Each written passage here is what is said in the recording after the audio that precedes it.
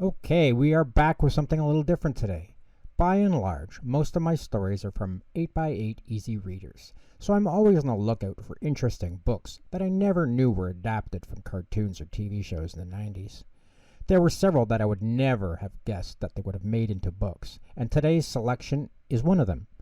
Maybe for listeners who are a little older, this book is based on the witty cartoon Darkwing Duck and is called Clean Money. And as always, here we have only the finest quality children's stories read by the finest quality narrator.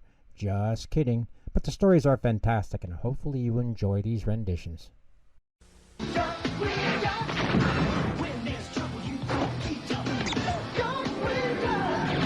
Let's get dangerous.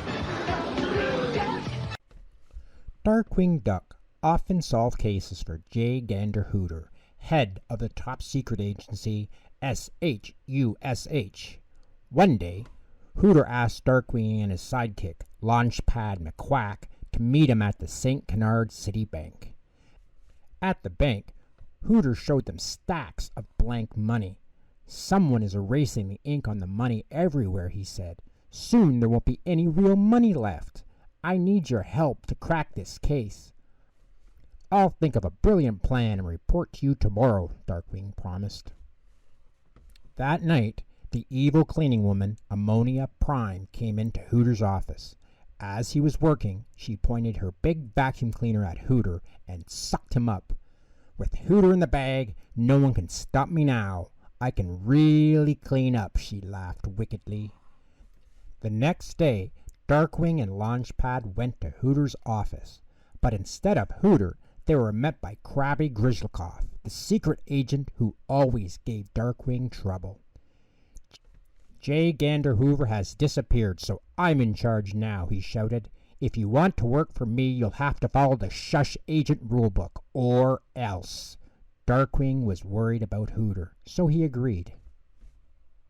Later that day, Launchpad, disguised as a baby, and Darkwing were sitting in a diaper delivery van parked by a different bank. They didn't know Grizzlikoff was watching them on a two-way camera from his car. I don't want to go by the Shush rulebook, Darkwing complained. This setup stinks. Well, we are in a diaper truck, Launchpad pointed out. Just then, Ammonia Pine pulled up in a street cleaning machine. Shoving a hose into the night deposit box, she pumped soapy water into the bank. Dollars began bubbling out of the deposit box. Let's stop her, Darkwing yelled. We should radio Grizzlikoff first, Launchpad reminded him. That flea-bitten bear rug can't tell me what to do, said Darkwing, jumping from the van. Darkwing pulled out his gas gun, but Ammonia was ready for him.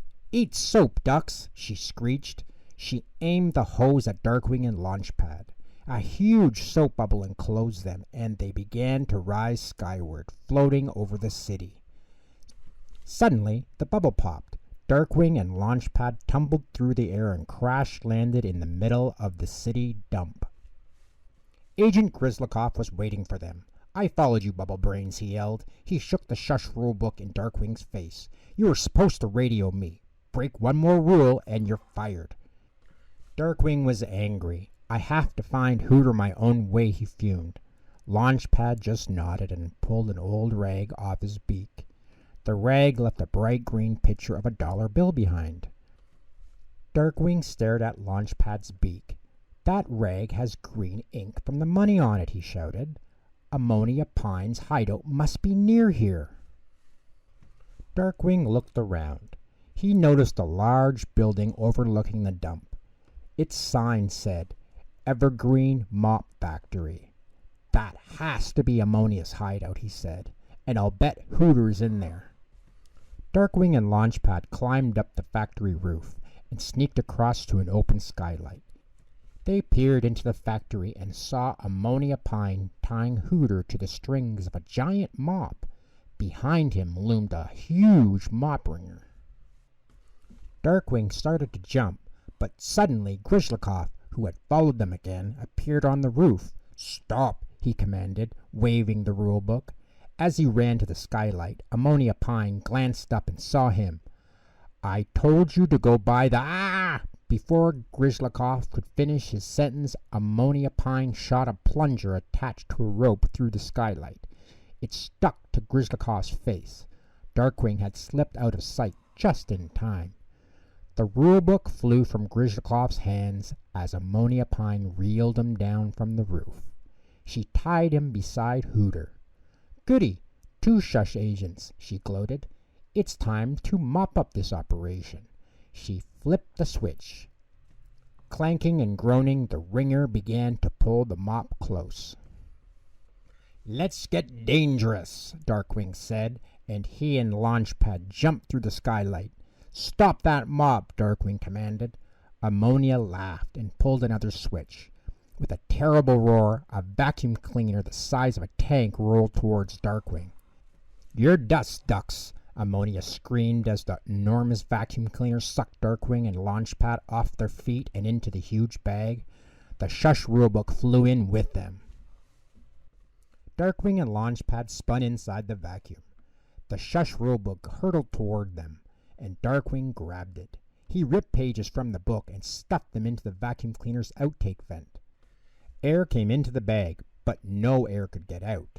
The bag began to swell like a huge balloon. Bang! The vacuum bag exploded. Darkwing and Launchpad shot out. Dirt flew everywhere. "You got everything dirty," Ammonia screeched. She grabbed the street cleaner hose and shot huge bubbles at Darkwing.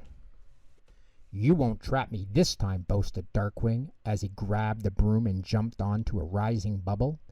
Snatching a mop, Ammonia hopped on another bubble and floated towards him. She swung the mop at his bubble and missed. "Free Hooter!" Darkwing yelled to Launchpad. Ammonia Pine glanced down. In a flash, Darkwing popped her bubble with his broomstick. "Oh no!" Ammonia Pine moaned as she fell onto the giant mop wringer. With a clank, the wringer sucked her in. Darkwing jumped from his bubble and landed next to Hooter, Launchpad, and Grislikov. Slowly, Ammonia Pine came out the other side of the wringer. She was flat as a pancake. When the police arrived, they rolled her up like a rug and carried her away. Hooter shook Darkwing's hand. "Once again, your unusual methods saved the day," he said. Grislikov finally managed to pull the plunger off his face and glared. "Oh, it was nothing," said Darkwing, with a wink as he waved the ragged shush rulebook under Grislikov's nose. "This time, I just did it by the book."